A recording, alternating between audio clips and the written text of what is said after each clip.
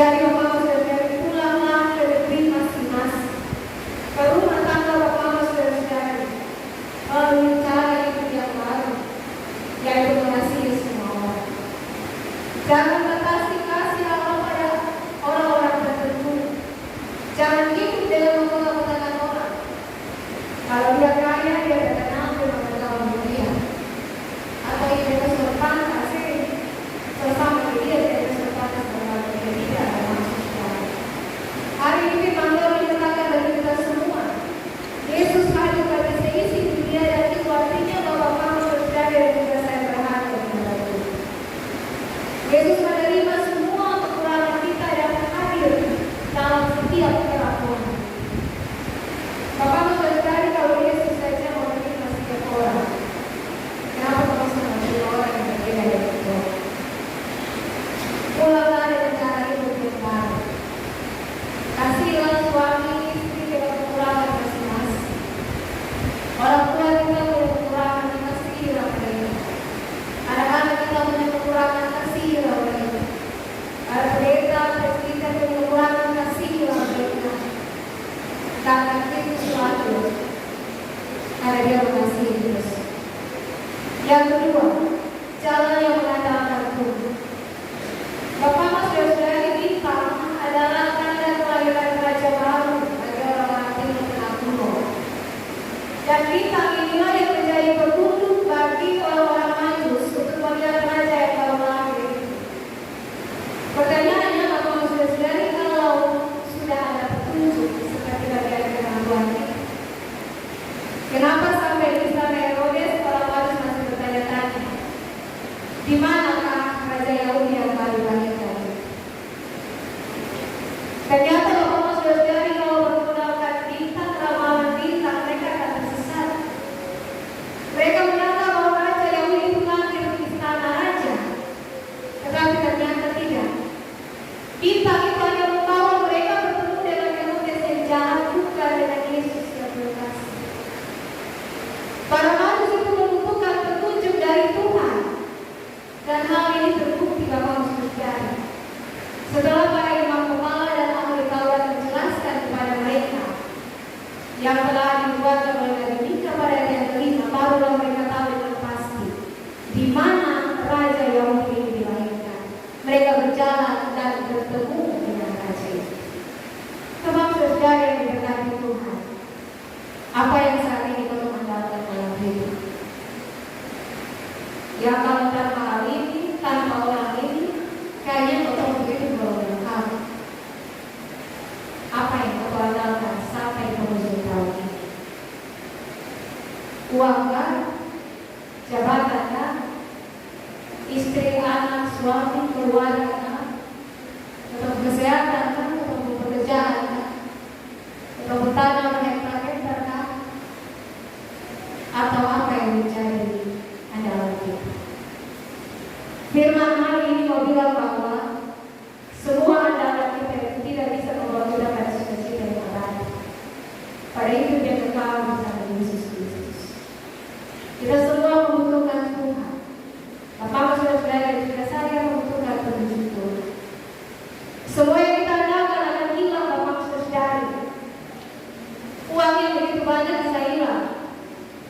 Pekerjaan yang mati-matian untuk bekerja setiap harinya satu saat pun akan hilang. Akan ada batas waktu. Untuk tubuh semangat terlalu kuat terus untuk menjalankan pekerjaan. Usaha yang perusahaan bisa saja bangkrut, bisa saja mati. Hasil panen bisa gagal. Keluarga, relasi dengan orang lain bisa saja mengecewakan kita. Tapi Tuhan yang kita sembah tidak akan pernah lalai untuk menepati janji. Pulanglah dengan cara hidup yang baru, bergantung sepenuhnya pada Tuhan. Yang ketiga, jalan penyembahan pada bentuk hasil yang benar. Bapak saudara, kalau kita merenungkan lebih jauh tentang firman Tuhan ini, ada 3 cara mereka menyembah Tuhan. Dan mari kita berefleksi dari 3 cara penyembahan ini. Yang pertama, mau mempersembahkan hidup sekutunya seperti para Majus. Bapak saudara, seorang Majus lihat bintang tepat ada di bawah di atas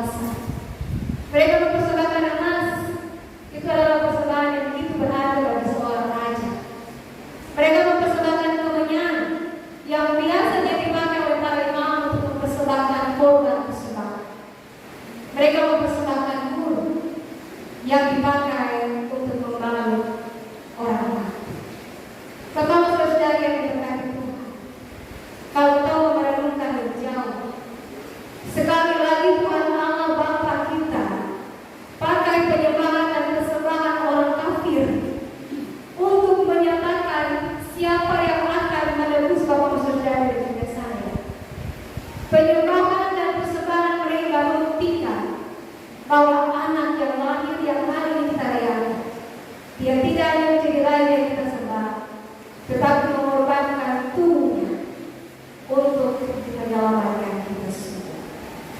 Bapak saudara, orang Majus ini menggambarkan bagi kita siapa saja yang menyembah Tuhan bukan untuk diri mereka sendiri, tetapi ketika dia datang ke rumah Tuhan, dia berdoa dan mempelajari firman Tuhan. Dia menyatakan dalam hidupnya siapa Tuhan yang dia suka. Yang kedua, mau menjadikan dirinya lebih besar dari Tuhan, seperti yang dilakukan Herodes. Bapak saudari, Herodes ini dikenal sebagai seorang raja yang sangat licik, yang sangat jahat.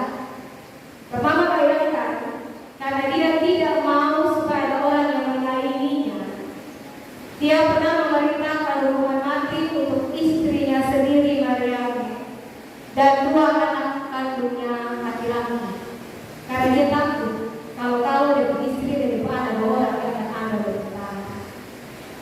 Bapak saudari, karakter seperti ini yang menjadi motif di balik pesan kepada para Majus. Kalau besok suka ketemu itu balik di kanan, ya kan? Besok bapak datang di mereka karena mereka cuma menyembah dia. Ternyata bukan untuk menyembah dia sepenuhnya. Dia merencanakan pembunuhan pada bayi Yesus. Dan ini terbukti kalau kita baca pada ayat 16 hingga 18. Semua anak-anak dibunuh di Betlehem. Bapak saudari, Herodes menggambarkan setiap kita yang mau menyembah Tuhan dengan imbalan dan yang iming-iming. Kalau beta sembah Tuhan, nanti beta dapat ini itu. Giliran sembah Tuhan siang malam datang ibadah, datang baca firman, berdoa tiap hari, lalu tiba-tiba ketemu anak sakit sembuh, atau minta ini dapat lalu menyalahkan Tuhan dan melakukan hal yang tidak patut dilakukan. Yang ketiga, menyembah tapi tidak percaya sepenuhnya, seperti para imam kepala dan ahli Taurat. Bapak saudari, para imam dan ahli Taurat ini adalah orang-orang yang sangat rajin menghafal Taurat. Mereka sangat rajin untuk pelajari kitab-kitab, tapi mereka tidak paham perasaan mereka kepada Tuhan umat. Mereka tahu Tuhan bahwa akan lahir bagi hidup juru selamat, tapi mereka tidak mau untuk menyambutnya. Ketika orang Majus datang dan mengatakan sudah lahir bagimu raja orang Yahudi, sana dia datang untuk menyambutnya. Bahkan sampai Yerusalem pun mereka yang menjawab. Bapak saudari, para imam dan ahli Taurat menggambarkan kita orang-orang yang mau tentang Tuhan berhari, tapi tindakan yang sesuai menunjukkan Tuhan hidup dalam kehidupan. Bapak saudari yang diberkati Tuhan, pertanyaan yang ada di kelompok mana kita? Orang Majus kah yang mau persembahkan hidup? Apa Herodes kah yang menyembah Tuhan dengan hidup Rasul datang mengeluarkan sama Tuhan? Atau yang ketiga menyembah Tuhan dan hari bahwa Tuhan, tapi sepertinya Tuhan tidak hidup dalam kehidupan. Biarlah Bapak saudari menjadi refleksi kita bersama tentang bagaimana kita menyembah Tuhan yang hari ini hadir bagi kita dengan cara yang benar sebagai cara hidup kita yang benar. Yang terakhir, Bapak saudari, perjumpaan orang Majus dengan Yesus membawa perubahan hidup yang baru dan baik. Pertama, Bapak saudari, yang awalnya mereka hidup bermodalkan ramalan bintang, petunjuk bintang. Tapi kali ini Bapak saudari, pada ayat 12 Tuhan sudah menuntut mereka. Mereka jadi tahu tentang kebenaran Tuhan yang sesungguhnya. Mereka jadi tahu jalan mana yang akan menyesatkan mereka dan yang sudah menyesatkan mereka. Yang kedua, mereka tidak lagi hidup di bawah kuasa Herodes, tapi tunduk pada Tuhan, sehingga mereka mau memberi diri pulang dalam kebenaran Tuhan dengan jalan yang disediakan oleh Tuhan. Bapak saudari, setiap orang yang berjumpa dengan Tuhan lewat doa, lewat ibadah, lewat pengalaman setiap hari di mana Tuhan menyelamatkan dia bersama-sama dengan sisi keluarga, seharusnya tidak hidup lagi dengan cara hidup yang lama, tetapi dia mau memberi hidupnya untuk berjalan menurut firman Tuhan. Dia tidak akan sekali-kali mau kembali kepada Indonesia. Hari ini pertemuan itu berlangsung di gereja ini. Pulanglah, hai bapak-bapak, yang biasanya tentang istri, yang biasanya marah-marah istri anak, pulanglah, kasih kata berbagi dulu kepada istri. Istri yang suka ngomongin anak-anak, ngomongin suami, kasih kata kutuk. Hari ini sudah bertemu dengan sang Nathan itu, pulanglah dan berkata-kata kata-kata benar. Orang tua yang tiap harinya bilang ini anak di pondok, kata-kata kutuk, anak sompa untuk, bersama dengan anak tetangga, bersama dengan sepupu, bersama dengan kakak, pulanglah. Bawalah kata-kata benar itu kepada anak-anak, kan hari ini sudah bertemu dengan Yesus sama Nathan. Pulanglah ke negeri bapak saudara masing-masing, ke rumah tangga, ke dalam pekerjaan, ke dalam pelayanan, dengan cara-cara yang dijalankan oleh Tuhan. Yang berjual ikan, berjual sayur, berjual roti, berjual sapi dengan cara yang sudah jujur. Hari ini sudah bertemu dengan sang Nathan. Pulanglah dengan jalan yang lain seumur hidup. Cara yang jujur, pelayanan Tuhan kalau berjalan. Bapak saudara hidup baru itu tidak mudah. Karena kita berdoa di dalam kamar, Tuhan berjaga-jaga di dalam mulut supaya kita keluar dari kamar bersama kata-kata yang putih dan lepas keluar. Lepas buka pintu kamar, Julia Bapak buka keluar dari sendiri, anak-anak buat sendiri, mama buat sendiri, akhirnya bukan kata-kata berkat. Mulai semua kebunyian keluar, tutup semua keluar. Tidak mudah Bapak saudara. Kerikil-kerikil kecil itu akan ada ketika kita mau hidup di dalam hidup yang baru. Tapi hari ini Bapak saudara, firman Tuhan datang kepada kita. Tuhan Yesus selalu melakukan yang terbaik. Dia selalu menyediakan jalan yang lain, jalan untuk menyatakan jalan yang baik Bapak saudara dan juga saya. Jalan yang terbaik supaya setiap harinya kita menjadi anak-anak yang semakin baik di dalam Tuhan.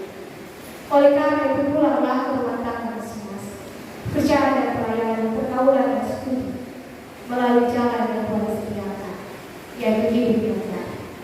Kasihilah semua orang, andalkan Tuhan dalam hidup, sebenarnya dengan cara yang benar, dan janganlah kembali mencari hidup yang baik. Tuhan memberkati.